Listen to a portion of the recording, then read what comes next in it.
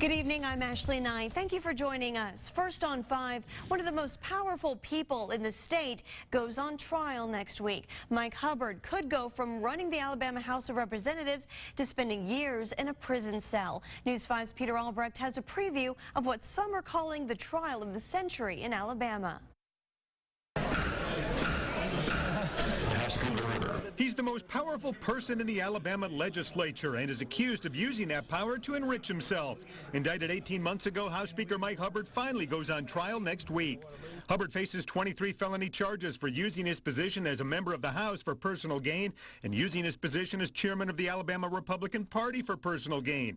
He's also accused of soliciting or receiving a thing of value from a lobbyist and voting for legislation with a conflict of interest. Basically, hitting up Alabama's rich and powerful for financial and other favors. I think this is going to be the trial of the century in Alabama. Political writer Bill Britt has closely followed the Hubbard investigation and expects a sensational trial. It's a who's who of Republicans in Alabama are going to be the witnesses for the state against Speaker Hubbard. Governor Bentley is going to testify or is scheduled to testify against Speaker Hubbard. You have Bob Riley.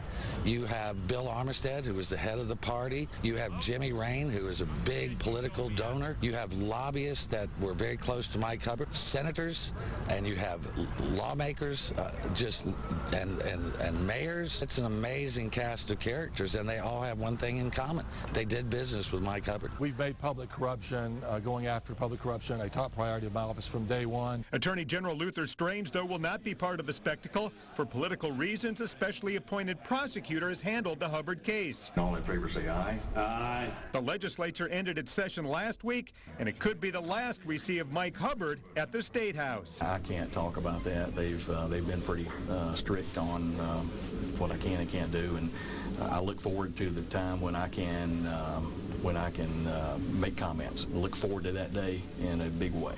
Peter. The trial takes place in Opelika and could last up to 6 weeks.